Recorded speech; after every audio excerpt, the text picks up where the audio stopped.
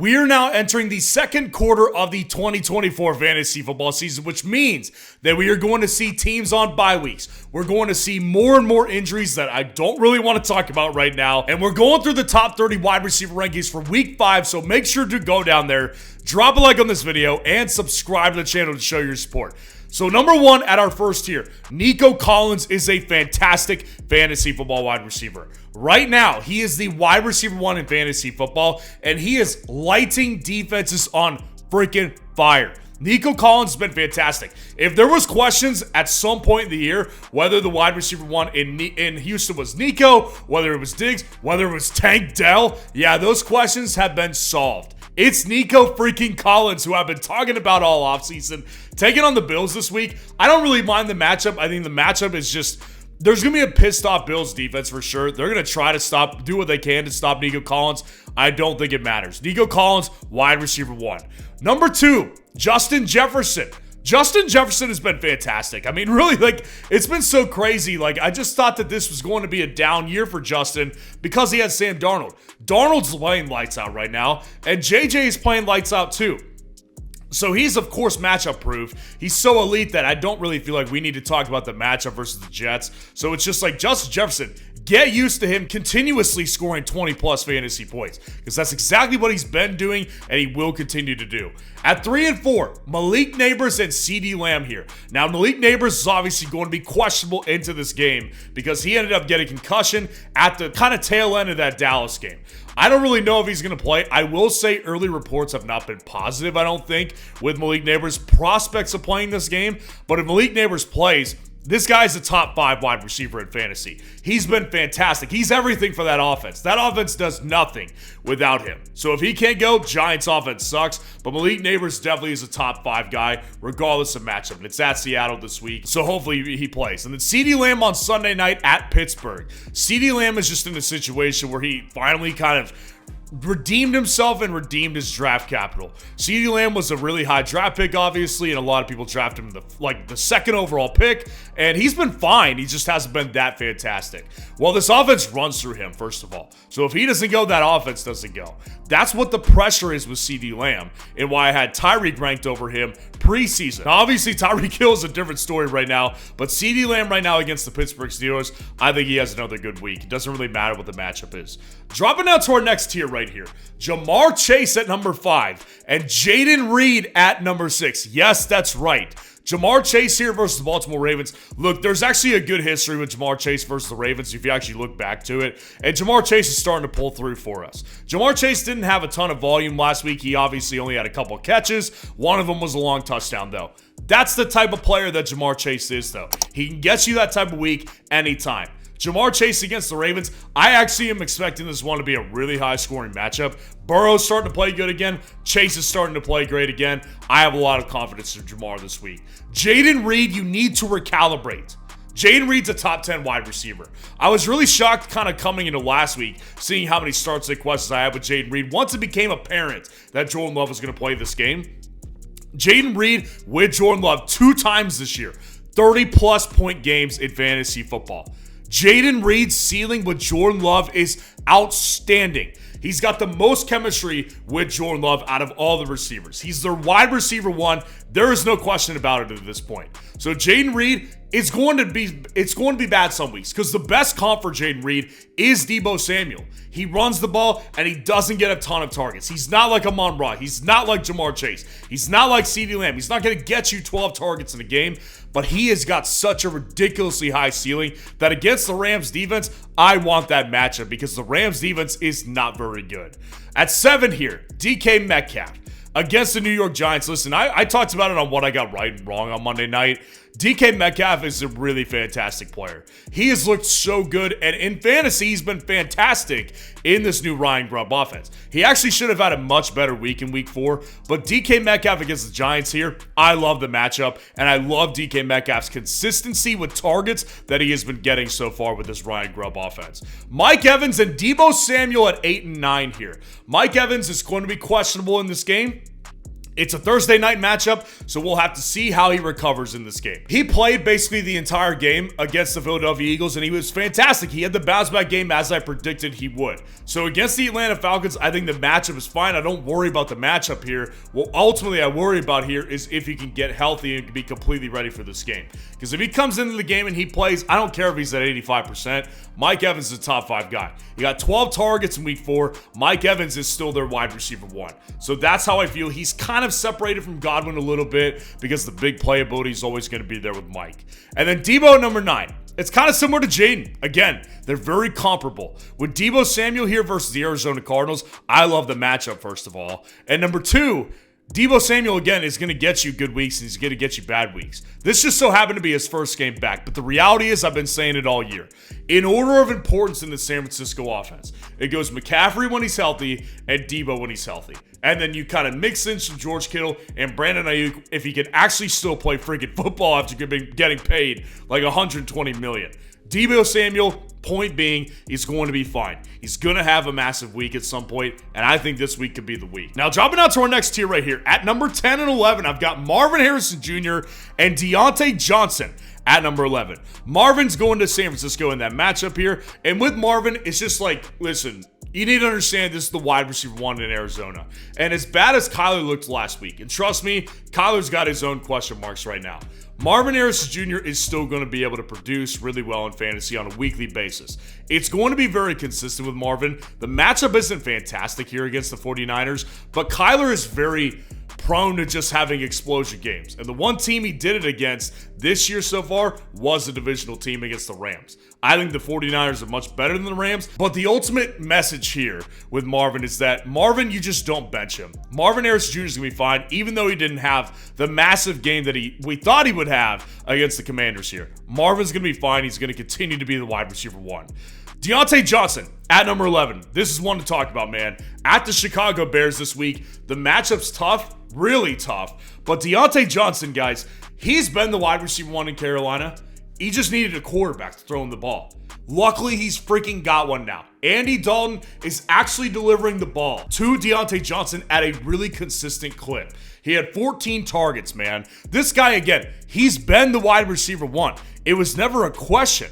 What ultimately was the question was, is Deontay Johnson going to be able to get a quarterback? And if they went back to Bryce at this point, they'd be ridiculously stupid. No reason to indicate that they will, which is why I like Deontay Johnson, because again, if he continues to get peppered with 12 to 14 targets a game, this guy's going to be really hard to stop in fantasy. Rounding out the tier at 12 and 13, Chris Godwin and Stephon Diggs. Now, Chris Godwin doesn't have the best fantasy game, but the reality is he's getting basically 10 targets a game still. Chris Godwin is still a really good fantasy player, and at the Atlanta Falcons, especially if Mike Evans is not healthy in this game, he might end up actually having a good top 10 week. So right here at 12, he's pretty safe here, even if Mike Evans does play, because again, if Mike plays, he probably won't be 100%. If he doesn't play, Godwin's probably going to go up to probably that 8 or 7 slot and definitely hop over a couple of these guys right here. So all in all, the targets are safe regardless of whether Evans is there or not. But if Evans isn't there, Godwin's definitely getting a couple spots up. And then Diggs at 13. There's an answer here about the wide receiver 2, and it's Stephon Diggs. Now, obviously, last week's not fair, right? Like, Tank Dell didn't even play in the game. And Stephon Diggs, like, the reality is that everybody's been paying attention to this because both these guys were pretty high draft capital picks. Tank Dell has been a nothing burger this year. A nothing burger. So even if Tank Dell comes back and plays, I think Diggs has just separated himself enough. And there's a revenge game narrative here versus the Buffalo Bills. So at home in Houston versus the Bills, the Texans didn't look their best in week 4, and the Bills definitely did not look their best. It's going to be a fun matchup to watch, and I think it's probably going to be a high-scoring one, where Stephon Diggs continues to serve his role, which, again, has been very consistent. He's getting high percentage targets at or near the line of scrimmage and at the goal line as well, which is making his touchdown number actually pretty realistic to keep up with. So with Stephon Diggs, I just don't have a ton of fears here, ranking him inside the top 15 at this point. Dropping out to our next tier. Tyreek Hill, honestly, I still feel a little uncomfortable ranking him here. I mean, this is a disaster.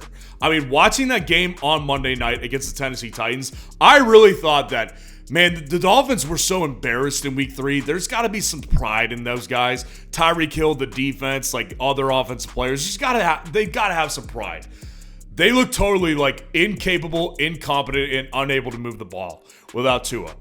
I don't care who the quarterback is. Huntley looked like garbage. Hot garbage against the Tennessee Titans. So against the New England Patriots, a divisional opponent, it's a low over-under this week. I really do have issues with Tyreek Hill, but I still would take him over Garrett Wilson at this point. Garrett Wilson has been okay.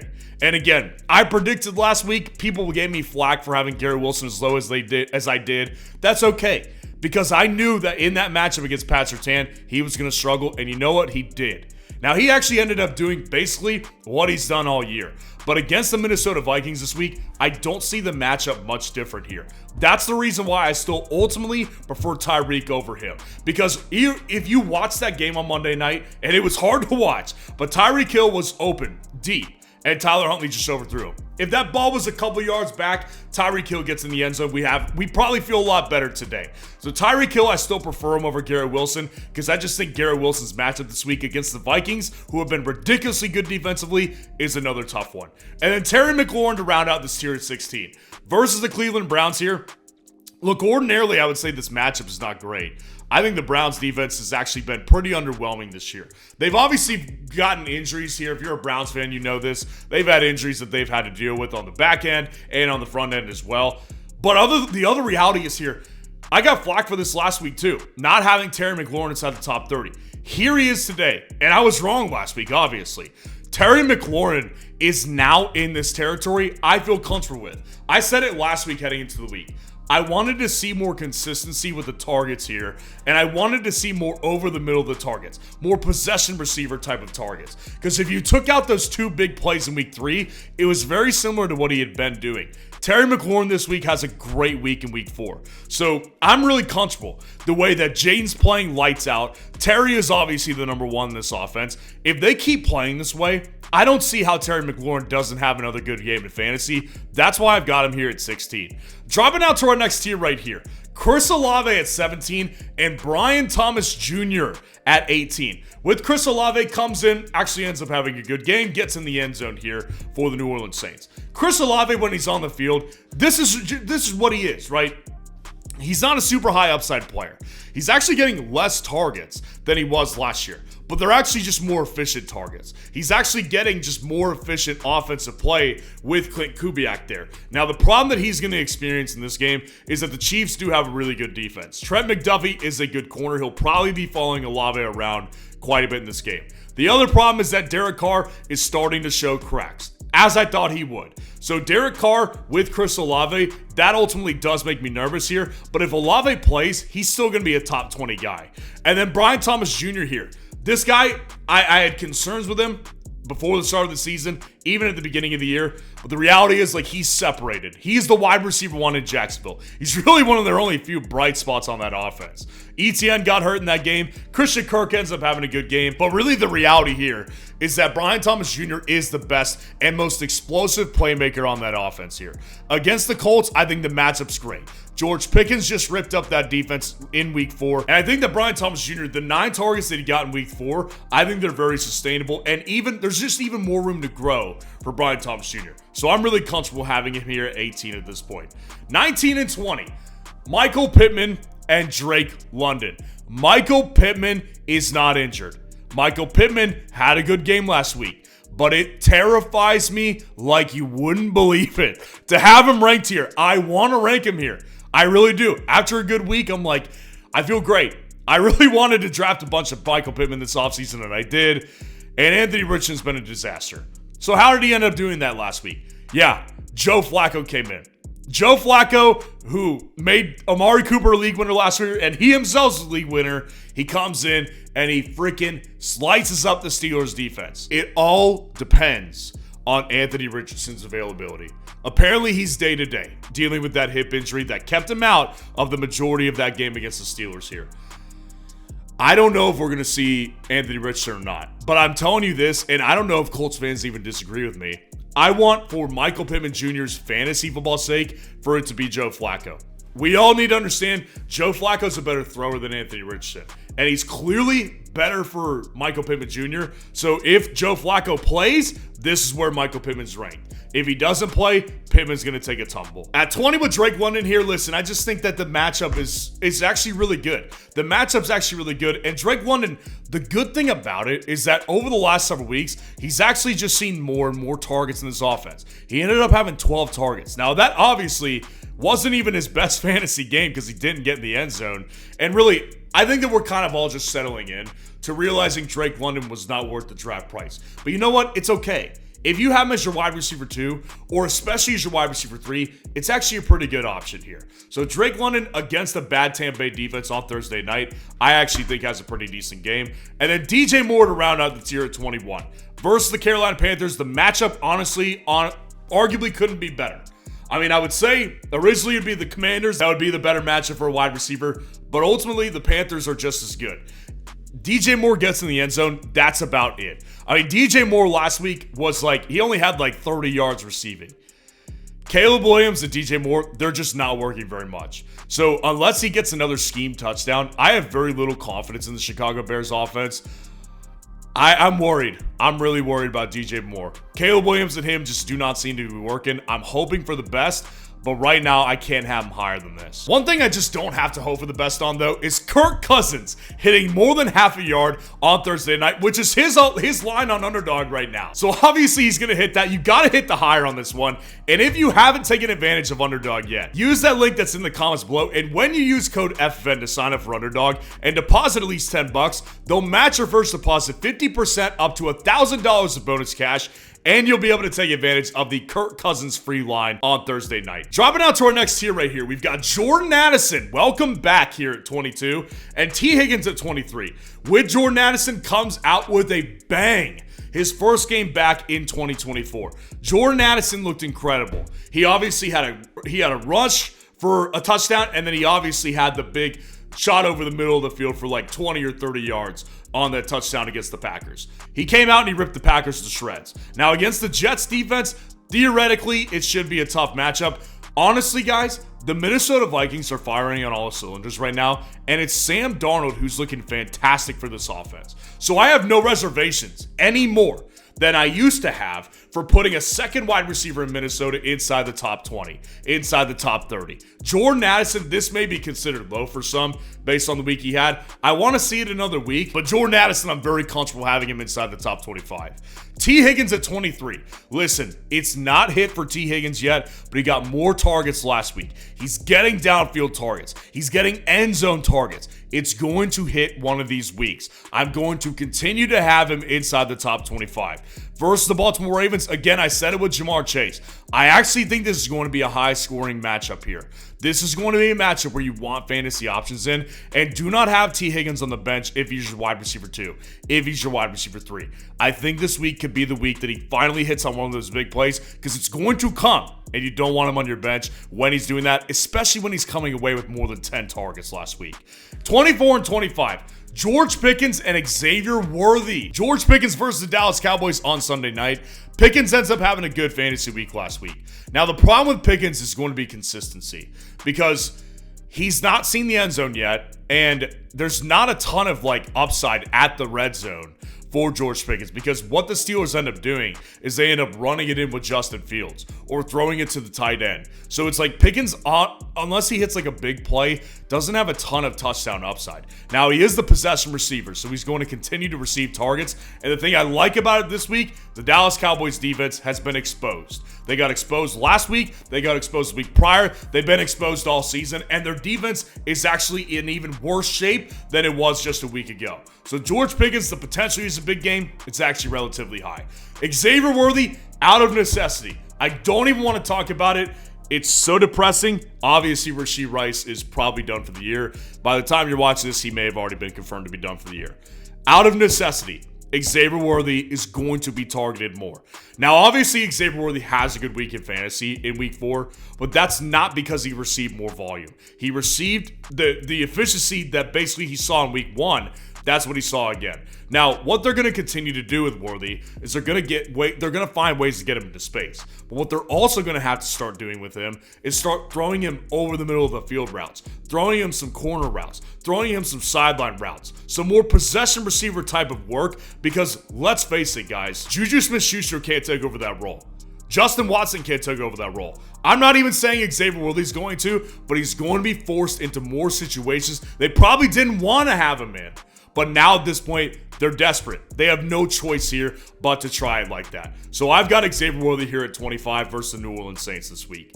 And then Amari Cooper to round out the tier at 26 at the Washington Commanders. Matchup is so great, right? Like the matchup says he should have a big week. I have zero trust in Deshaun Watson. It is so crazy. Deshaun Watson is an atrocious player, an embarrassment for the NFL. And Amari Cooper is suffering as a result. He's getting targeted very consistently, which keeps him inside the top 30. But Amari Cooper is in such a bad offense that even against the Washington Commanders, I can't have much confidence ranking him much higher than this. That being said, matchup's great, targets are there, big playability's still there, so I do think he can have a big week, but I've got no confidence in him basically any week at this point.